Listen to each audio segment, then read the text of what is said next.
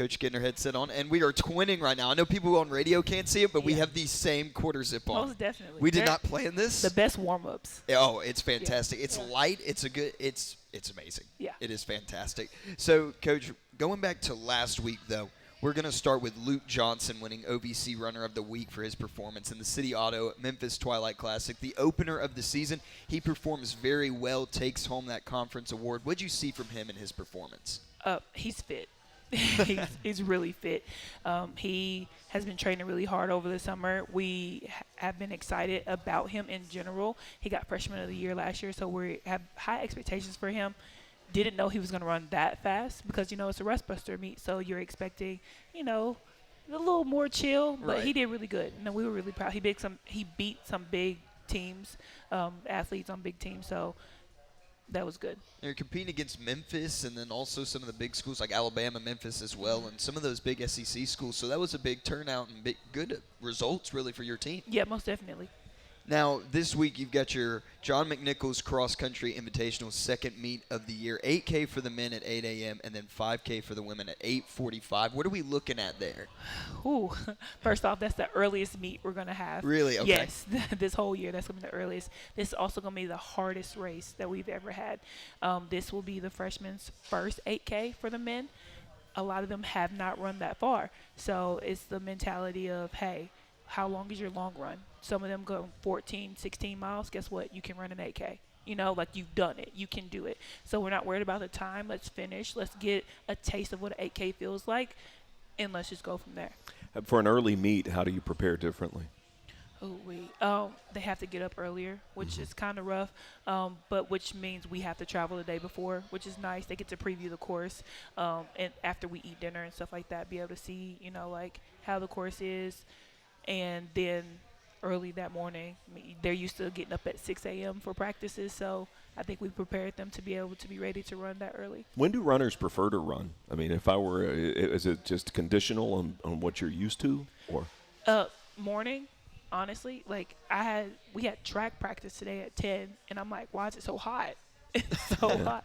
So if you have to run anywhere between 5 to 20 miles or something like that, you probably want to get it done first thing in the morning. Yeah. And so you're prepped for the morning. Obviously, this is going to be your earliest race, just as you said. So what's that going to look like in terms of preparation? Obviously, get there the day before, but then getting ready to, start at 8 a.m., that's very early, and I know that some people might not be morning people. So what we do is they have a shakeout earlier. So it's like you have to get up even earlier than that.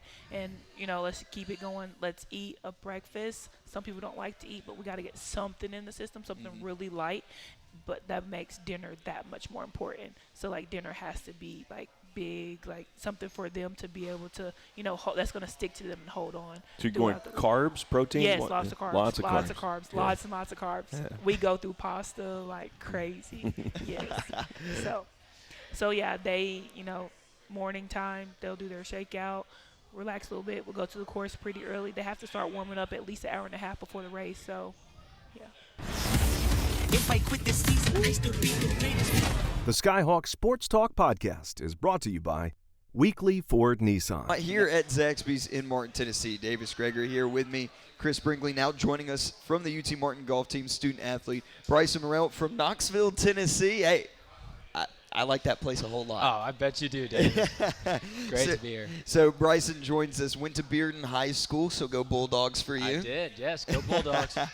So right now, I have to ask you, this is a question everybody, I feel like, has to ask a golfer. How far are you driving the golf ball right now? Oh, man. So I don't hit it as far as my teammates, but I can confidently say around 270, 280. It's a lot further than when I came in as a freshman. Hey, listen, that's still pretty solid. So how did you gain distance since being a freshman? I can thank our trainer, Chris Gillies. I put in a little work in my junior and senior year, did some speed training stuff on my own, and starting to see the effects of that. It's been really encouraging, actually. How many miles per hour is your swing? Oh, man. Yeah, we're bringing up the StatCast right now. It's like 108. I think I'm the slowest person on our team. That still is crazy. That is crazy. It was like 102 when I came as a freshman. So is that so much based on weight training, or is that just your form? Part of it's form. Weight training definitely helps, but there's just a healthy mix between being strong and then being fast, and I think we've done a good job just mixing that throughout the years. We're getting better. So mention that you come from Knoxville, Tennessee, east side of the state, a whole lot more populated, obviously, than Martin. So why come to UTM? So let's see.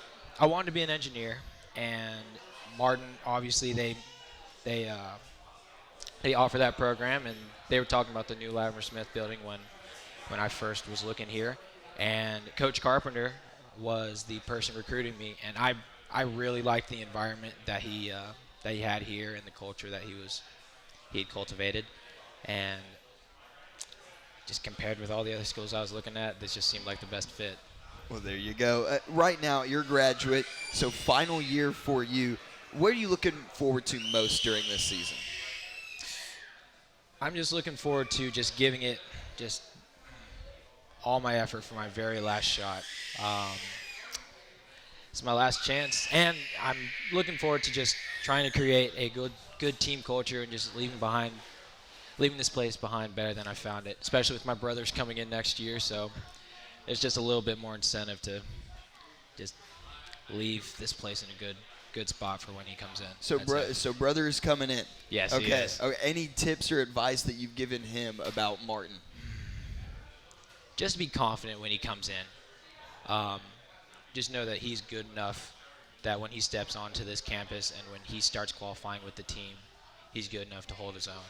And I try my best to tell this to all the freshmen that come in, because I mean, they are good enough, and we just saw that in our incoming freshman this year. Grant just did really well at the last tournament. He did. So that's really exciting to see. Has your brother ever beaten you? Oh man, this is on record. Yes, he has beat me. By how much? Oh,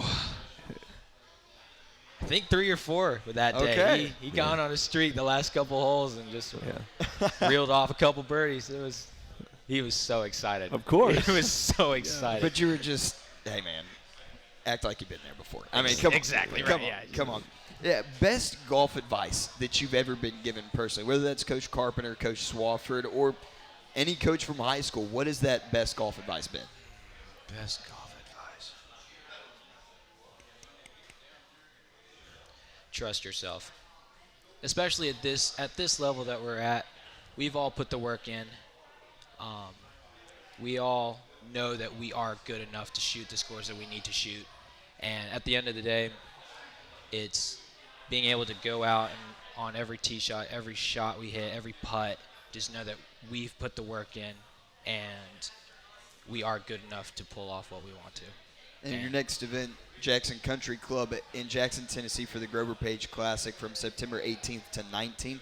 What are you working on in preparation for that event? You finished second last year. So I love Jackson Country Club. And because I'm a short hitter, it just allows me to, as Coach puts it, play your own game. And Jackson Country Club fairways just a little skinnier with trees on either side. So there's just more emphasis on keeping it straight, as we put it, like keep it in front of you.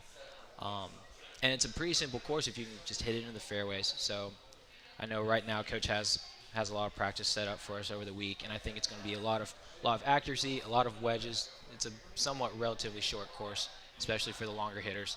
So just placement. And then, I mean, the greens are always in great shape, so work on putting like usual. I love that approach of scouting a course and knowing what does it take to beat this course. Exactly. And everyone's got their own different mindset, their own different strategy. I'll use one of my teammates, for example, Dax Isbell. He hits it substantially further than me. So some holes, he can take an iron off the tee, he could take a 3-wood, and I can take a driver. We both want to go to the same spot because we have agreed that this is the best place to attack this hole from. But we all have our own special way to play it, and that's what makes golf fun, I'd say. Yeah, you have your own way of getting there. Exactly. Well, Bryson, my fellow Knoxville native, thank you so much for joining us here on the Skyhawk Sports Talk. Great to have you, my friend. If I quit this season, I still be the greatest. The Skyhawk Sports Talk podcast is brought to you by Weekly Ford Nissan. And to my right, head coach of the UT Martin soccer team, Mike Varga, here at the Zaxby's in Martin, Tennessee. Coach, thanks so much for joining us for episode 3 now. Yeah, thanks for having me again. Slowly making our way through the episodes here on Skyhawk Sports Talk. Coach, recap of last week, Indiana State, hard-fought draw there, 1-1. And Caroline Moore, she gets her first goal as a Skyhawk. And then on Saturday, Northern Iowa, a very good team that they have, they won 3-1. But freshman in goal, Andrea Weah, and then Jordan Bailey, she scores her first collegiate goal. Showed a lot of flashes in that game. And overall, just a recap of the weekend. Yeah, going back to Thursday, it was a frustrating team to play against because they just got the ball and thumped it as far as they could. And it was hard to find a rhythm in the game, and it was a frustrating game to play. And we scored, and then we found a way to give up a goal to even it. And I think we hit the crossbar twice, and we created some good chances, and we just couldn't find a way to get the win. But, saw some good flashes in that. And then all the way up to Iowa, a lot of time on a bus this weekend. We didn't handle the physical part of the game. We turned the ball over in some bad areas of the field in the first half that led to goals. And then the challenge for the team at the half was to get better, to handle the physical part that I think some of our youngsters are still learning. And we did. I thought we played a lot better in the second half. We played a bit more physically, scored a goal to make it 2-1, and then we gave up a goal that we probably would like to have back to keep it 2-1, and then we missed a couple decent chances. So I thought we played a pretty even match against them, that the score wasn't indicative of exactly how it went. But they're a team playing with a lot of confidence right now. They're undefeated on the year. They have upperclassmen. And there's a fine line between excuses and trying to stay positive and figure out the bright lights or the positives of what you're doing. And I think there are a lot of positives, and we're going to be fine. But we don't want to come up with excuses either at the same time. Coach, in most sports, you don't end in a draw. In your sport, you do.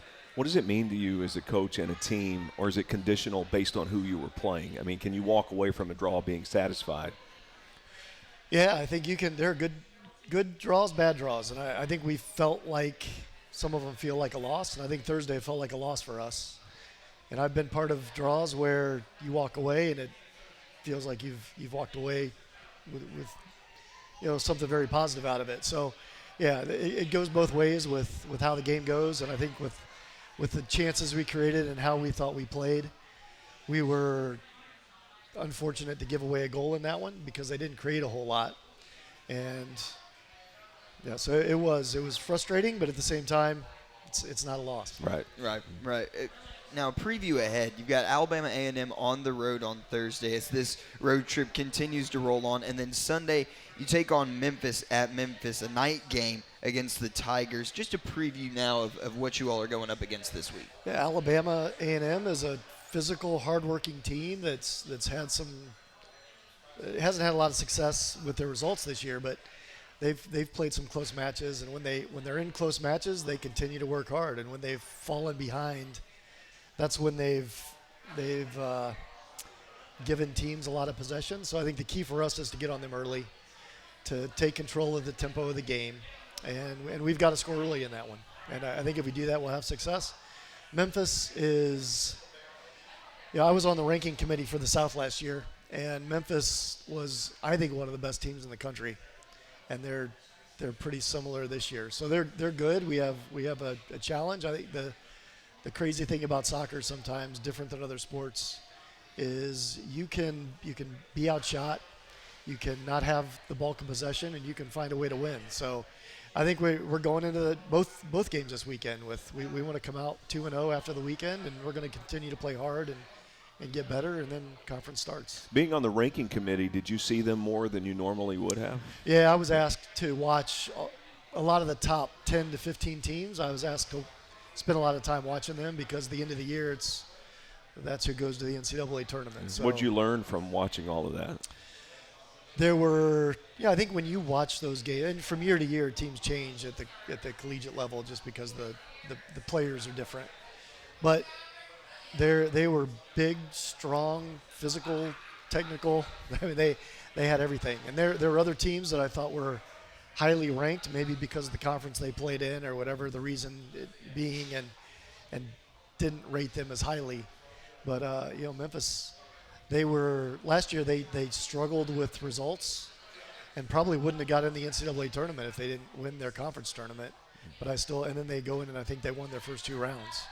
So this year I think they're playing with some confidence, and they're I think one of the top 15 teams in the nation right now. I want to turn this more personally for you. You got here June 5th, so just a few months ago. How has the process been in settling into Martin and finding a rhythm here in your first season? I think once you get on the field, or once you do what's natural to you, it's pretty normal. Outside of that, it's finding a place to live and getting settled in and meeting a lot of wonderful people. Those are just sort of getting my footing with all that, but I couldn't have asked for the team to be more welcoming, to do what we've asked them to do. I think there's a frustration that we haven't gotten a couple more wins, and that's normal. But I think at the same time, there's been a lot of progress, and honestly, it's been a pretty difficult schedule. You look at the teams where we're going to be judged as in the OVC, and I think until yesterday, we had as many wins as anybody else in the conference. There are some non-RPI rankings that come out, and we were top 2 or 3 in the conference in terms of strength of schedule and our results. So I think we can't lose confidence with what we're doing, but we still can be disappointed with a loss. If I quit this season, I still be the greatest.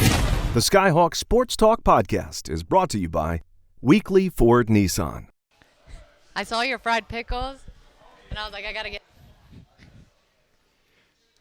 Welcome back to Skyhawk Sports Talk here. Can I lead this? Introduce her, and then I got to ask her a question. We got Jaclynn Wilson with the UT Martin volleyball team on with us. Go ahead. We're in Zaxby, so along with doing a podcast and talking, we eat. But we try to eat when we're not on the air. But that's great. I think the word fried pickles might have just been on the air. But that's okay. They're good, though. I love my pickles. gosh. Yeah. I'm a pickle fiend. But, you can't go fried anything. I mean, Yeah. but Funnel yes, cake, I got some fried pickles. Funnel cake, fried pickles, 5 stars. Yeah. 5 stars. Oh, Coach, we'll get into the Lippy Invitational recap for your team.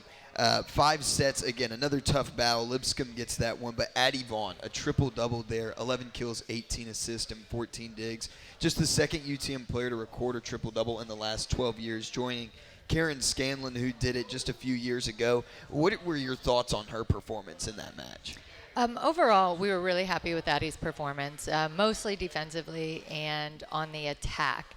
I don't want to take any – I mean, I think you're going to see many triple-doubles out of Addie this year, next year. We're going to expect that from her being in a setting and an attacking role. The assist number on that match is not where we want it to be, but I'm still very proud of her for achieving the goal. It's something to be very proud of. And Kansas State, they won 3-0 on Friday. But Olivia Saunders, again, having a great start to this season, gets all tournament honors. Injured last year, but she's been a very key player this season. She has. I think we're going to lean on her a lot more when we get a little deeper into season.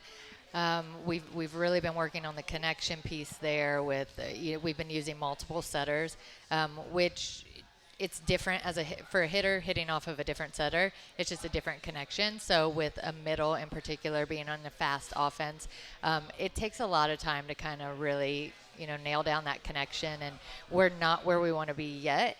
But I think you're going to see some really, really great things out of her. Honestly, looking back some of the matches at the stats and seeing her numbers, I'm kind of surprised because we don't even feel in the moment like we're utilizing her like we can and like we're getting what we should be.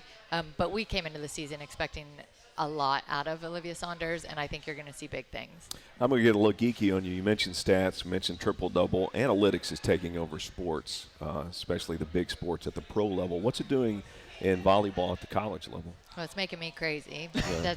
That's just because we're not hitting the mark statistically where we want to be, where our expectations are. But same, no doubt. I mean, everything is analytical. I mean, whether it's your team, you're analyzing, your opponents, you're analyzing. I mean, the numbers don't lie, and they're very useful. we use them every day in practice. I mean, we stat practice different things, and it helps us a lot from a coaching perspective on where we're missing the mark, and individually, where you're falling day to day and where we want you to be. Do you ever go against the numbers and go with your gut as a coach? Absolutely, Yeah. absolutely. So how do you know when to do that? And that's tough sometimes, because I think, you get a player, it's their first year here, and, they might be doing a lot of really great things, but as a coach, like a comfort level with someone who's, done it for a couple years for you on the court, and, and I think you have, for me, where we find a lot of success is sometimes those intangibles, and that isn't numbers. And I know, for me, chemistry is really important on the court. Being a good teammate is really important on the court. We talk a lot about giving energy, not taking energy, and you're doing one at all times. And so, I think those things are really, really important, and that's a gut, feel, and I believe in that a lot. Joy is probably a little more statistical than me. I like to feel things out, and I go with my gut a lot. You could be a life coach. More people need to give energy instead of take energy in life. There's no Go doubt. ahead, Davis. No doubt. And it's good, though, that you have Coach No, who has the statistics, but you're also the field side. I feel like that's a good mesh, though, too, in the coaching staff. And I know now that you all are about to breathe a sigh of relief. Finally, just one last week on the road before coming home for the home opener, conference opener as well, against Eastern Illinois. You have the Saluki Invitational taking on Southern Illinois on Thursday, and then Oakland on Friday. What's going into preparation as you take on both of those schools? We took a couple of days off this weekend, playing Thursday, Friday. We gave the girls 2 days, and we actually did some film this morning, and we're really, really trying to prep leading into conference. And I know we still have one more weekend on the road, and every match is an opportunity for us to grow and to learn and prepare for conference. So we're excited for more opportunity. We have played a really, really, really tough preseason schedule. It's been brutal. I give my girls credit, and I've not felt, even though we've taken a lot of losses, I haven't felt they're defeated. I think they know our purpose, and they know, what we're striving for, and making sure every opportunity we're on the court, we're growing as a team and using that as preparation. But huge weekend with EIU coming here next weekend. Please get out, fans. We need the support. They're 9-0 right now. They're really off to a hot start, but it's going to be big, and I'm really happy that we're going to be home for it. If I quit this season, I still be the greatest. The Skyhawk Sports Talk Podcast is brought to you by Welcome back to the Skyhawk Sports Talk Podcast here on the Skyhawk Sports Network. Davis Gregory here, again alongside Chris Brinkley. Now joining us, head coach of the UT Martin football team, Jason Simpson. Coach, big win in week one, taking down Missouri State at 38-31. And I'd say this Sam Franklin guy that you guys have is pretty good at football. No, he is a good player. What I'm really proud of Sam, and I said this after the game, he's really he's matured, all right. He's really, he's always been twitchy and strong and really fast, but he's really taken ownership in his development from a standpoint of, there's certain steps that go with every run, right? There's certain reads that go with every run, and he's really worked on those things. He's really, he's always in the office trying to watch tape. What time the coach is watching the tape, and he's picked up little bits besides just those position meetings, all right? So I'm real proud of that, of success that goes along with the work. So really good game. When he touched the football, it was a problem for Missouri State, and some big runs, and hopefully we can get some more of that from him. 259 yards for Franklin, and the only all-time leading rusher, Don Chapman, had a better performance when he rushed for 272 yards at SEMO in 2004. Franklin, though, 3 touchdowns, had the game winner with 1:45 left. 81 yards, 49 yards, and then a 20-yard rushing touchdown. And I want to go into a group that doesn't really get a lot of praise when it comes to statistics, but here the offensive line with a superb day, Coach. Very, very pleased with that group, and we only played 5 guys. Josiah Tingley was plugged into that starting lineup from the week before, and so we only played 5 guys, and they were physical. And people that understand football follow this. We practice Monday, Tuesday, Wednesday, Thursday, okay, and then walk through Friday, all right? So those are a lot of reps that those young men, those kids take, especially that position, in those 4 days of practice. All right, so you're talking about over 100 reps a day. All right, that they get in a stance and they ID the defense and run or pass, and their scout team guys that are rushing. Tuesday and Wednesday we go good on good, for 15 to 20 reps that they go, so they see our first and second team defenses. So there's a lot of speed. And so I say all that to say that's a lot of contact. That's a lot of wear and tear on their bodies, mentally and physically. But that's how this game is built. They have to get those reps of those guys working together, And so anyway, I just thought Coach Bannon and Coach Hudson and TJ Menifee with those 5 guys did a really good job, as well as those tight ends chipping in the run game. And then therefore I would assume our back would be probably player of the week, and there's a sense of pride of that. So appreciate those guys, and need some more of it this week. So you say 100 reps a day, so that's 400 reps prior to the game? Yeah. Every bit of it. And that's not counting that's not counting individual drill work and stuff, okay? When 100 reps, I'm talking, here's the front, here's the run it to the right, then you run it to the left, and then you do it versus different blitzes, okay? Now you move to the next run. And so, our practices are broke up in, different periods. So you may have a team run and, that lasts for 15 minutes, and that, the first team is probably getting, 9 reps, and the second team's probably getting 5 to 6. So a lot of wear and tear. Appreciate those guys and the way they attack it on a daily basis. And on your defense, Coach, in this game, they held it down at the end and placed 3 players in double figures in tackles. You had Carson Evans, career high, O'Shea Baker with a career high, and then Dalen Dotson, 2.5 tackles for a loss in that one. And how proud were you of that group to stand strong there at the end? You and Missouri State are going back and forth, 24 all, and then ends up 38-31. So just for that defensive group to make that final stand. Well, no, it was. And, of course, maybe the clock was our friend, okay? And, we watched the tape and stuff. Here's kind of the story of that game and what we did well and what we grew from. One, I mean, it's 24/7 at halftime, all right? I think they had 30 total plays. Our defense only had to play 30 plays in the first half. So both sides of the ball doing well. They scored in their first drive, right? But I think then we, settled it down from there, and they get one score in the first half. I guess they missed the field goal as well.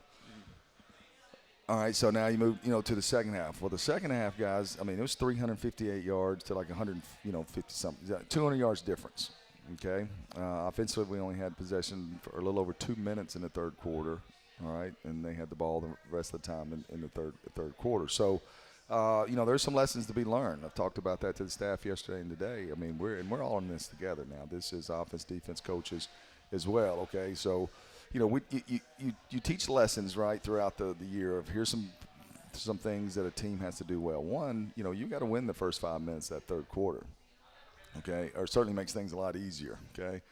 Didn't do that, all right? We had a couple offsides. Extended their drive. They went for it on 4th down. They get it, right, and they end up getting some points. Now, to their credit, Missouri State, that quarterback, I mean, he took some poundings. We got after him, but he stood in there and made some throws, and it takes courage to do that. It takes talent and it takes courage to stand in there, so wasn't happy with giving up 400 yards passing, okay, and then get the 2 scores late. But here's what I did like. Here's where we grew, is that when you stand on that sideline, you got a lot of new guys on your football team, all right? And the leaders of your team on offense are new. Quarterback's new, all right? But you can kind of, hey, we're going to win this, right? We're going to figure out a way to get a stop, right? And then all of a sudden you do, all right? And the defense still was playing hard. There was never a time where I didn't think that we were playing hard. Better some things we do technique, need to line up precisely better. We would take up some throws. I mean, you're 6 inches away from a sack. So there's a lot of things that really could have put that game out of reach earlier. But there was a growth of okay, this is a good team we're beating. We're beating at home, coming back in dramatic styles. Let's learn some lessons on this in the future. There's some things we can do better.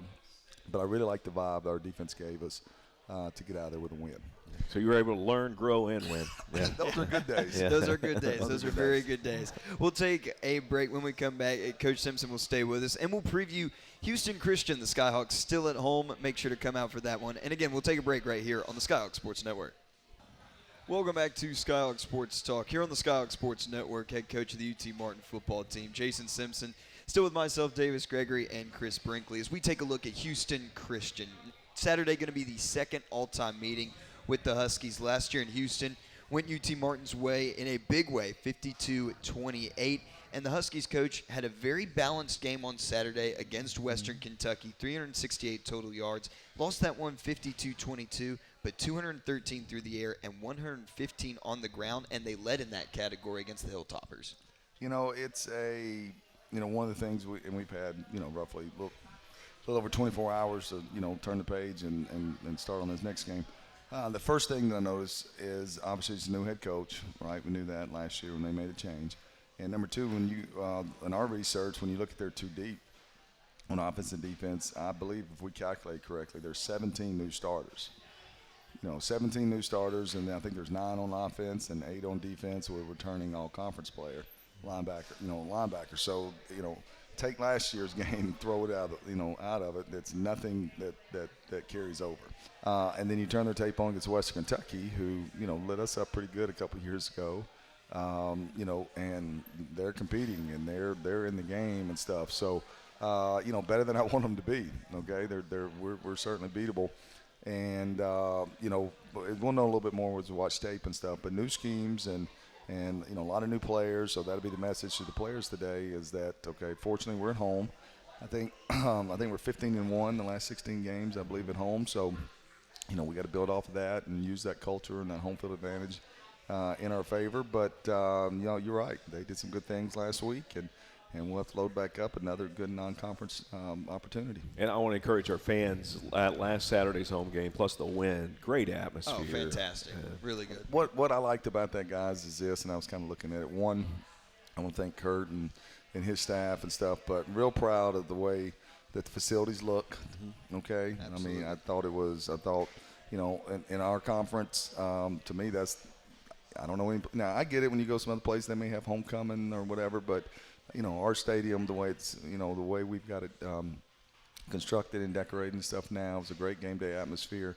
Really appreciate the fans that were there. I mean, that's just a huge shot in the arm for the players. And, we had a lot of recruits in, so it helps with the future kids that hopefully choose to come play here.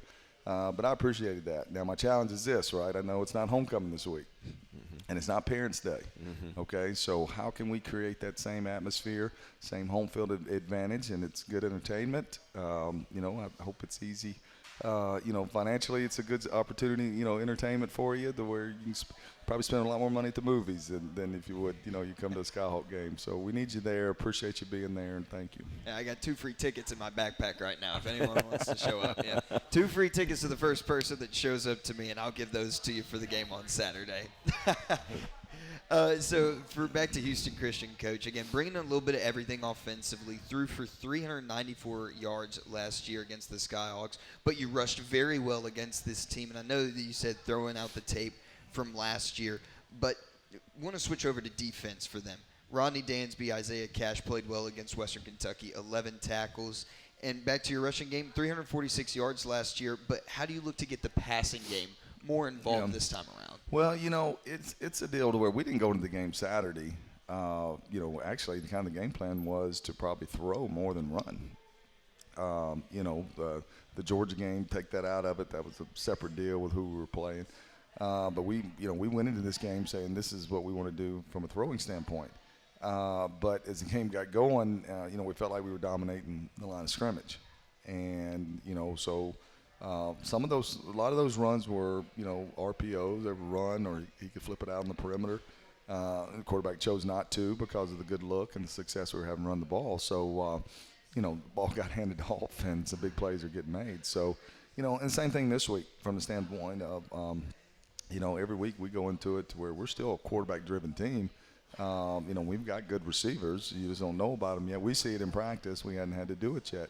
So, but there will be a game where people will say, we're going to stop you from running the ball. We're not going to let Sam Franklin, beat us, and the box gets loaded and the balls, and Missouri State tried to do that in the fourth quarter. But, our quarterback added on in the run game.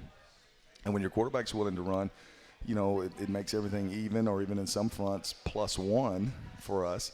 And so that's how the game was won this past week. But no, you're right, and there were some guys that made some good plays. Even though they're not huge stat plays, like Rucker on just it throws a little bubble screen out there. It's not really a great look, okay. And we get a decent little block on the perimeter. I forget which tight end did it. And Rucker gets under his pads and has a violent run and picks up a big first down. That was huge there. I don't know if you saw the first play of the game. Rucker had an unbelievable, just a great physical block on the safety. He too high look. He goes inside for the push crack. The corner follows him in there, and it was physical. And Sam comes out of there and for the big long run. So real proud of our receivers chipping in. Their time will come to where we'll throw for more than we run. Maybe this week. And with holes that wide on Saturday, I think I might have 1 year of eligibility left, Coach. If you need another running back on the roster, I think I could get through there. You don't want to do that. I agree with you, Coach. Yeah. My dreams of football shut down. I love you, but you don't want to do that. Now, there was a lot of blitzes the other day. So when you blitz and that front moves, okay, because if you're bringing in a linebacker from the field, then defensive linemen got to cross face of the offensive lineman and get to the next gap. And what Coach Bannon and our offensive line did a great job with is being prepared for that. So we're collecting that movement, all right? And so when you collect the movement, there becomes bigger holes, all right? And just did a really good job with that. And you're right, there was some big holes, and Sam did a good job. If I quit this season, I still be the greatest. The Skyhawk Sports Talk Podcast is brought to you by Weekly Ford Nissan. Told you this is the best question that I have queued up. So Soybean Festival was just in town. So carnival food, we're going to do a little bit of start, bench, cut. Does everyone know the rules to that? If you like something the best, you start it. And then you bench the second thing, and then the third thing you cut it. So it's kind of like a ranking 1, 2, 3, but instead start, bench, cut. Okay? All right, so carnival food is our topic on this one. You've got funnel cake, corn dogs, cotton candy. Start, bench, cut. We'll go with you, Coach Varga, starting. I have some allergies, so I'm gonna cut those. Cut all of them? I'll if I have to, I might bench the cotton candy. Everything else is a cut. Okay. What do you get then when you're at the carnival? A stomach ache, typically. But I would be fries with vinegar and ketchup and just all over my face. Okay. And then get a stomach ache. Vinegar. That's what I was about to say. Vinegar. Vinegar on my fries. Hey, I like vinegar. Okay. Where are y'all from? I've never heard of that. I'm out on the ranch. I'm in on the vinegar. I will agree with that. Out on the ranch, but vinegar. Okay. All right, Coach Simpson, what have you got? I forget the Funnel cake, corn dogs, cotton candy. Corn dog number 1, but it's got to be it's got to be with the different little it's got to have the horns on it, to where it's truly rolled in the Oh, okay. Okay. Yeah. I don't want a lunchroom one. Okay. Okay, there we go. True There at you the go. carnival. All right, funnel cake and then cotton candy. Okay, fair enough. I'm going to mock that, exactly. But I want the authentic corn dog. I'm going to go funnel cake and then cut cotton candy. I'm a huge sweet tooth, but I'm not into cotton candy. See, I was afraid everyone was going to go funnel cake 1, cotton candy 2, or interchange those, and then corn dog would get no respect. But here we are. Yeah. Here we are. Well, I don't eat hot dogs, Okay. so corn dogs has got to go. Okay. But funnel cake is one. Like, it has to be. I don't know what It's y'all fantastic. do, but What about kettle corn? Oh, I love Now kettle. that's one. That's good. Kettle corn. I'm Yeah, just where I came from, it was deep fried everything. It was they had deep fried Kool-Aid, deep fried Oreos, Deep fried Kool-Aid? deep fried everything. That's a thing? Yes, it is. How? What? Kool-Aid. Deep fried Kool-Aid? How do you deep fry Kool-Aid? Well, it's just a powder, I didn't right? ask, but I know they were selling it.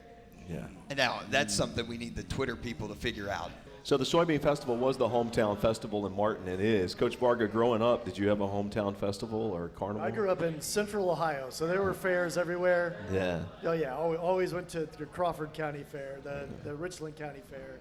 So yeah, and the Ohio State Fair Yeah. is big time. So I was about to say always that. look forward to that. Coach Simpson?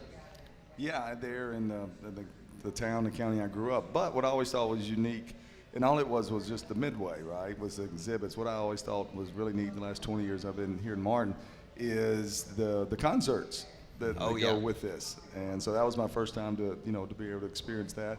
I can't remember over the years if we've either been gone on the road or, I think there's only been one or two of the concerts I've been able to attend on that Saturday night. But I love them on the way home, and, you have to go through the traffic, even during the week, right? And you see the different contests that are going on and stuff. And I think actually in '07 on that Monday night, I think I was actually the Grand Marshal. Oh, Wow. okay. So that was kind of cool. That's one of the highlights of my career. We got a right? celebrity How right about here. that? But it was after we won the conference championship in '06, actually, Yeah. and which we'd never done. So that was neat.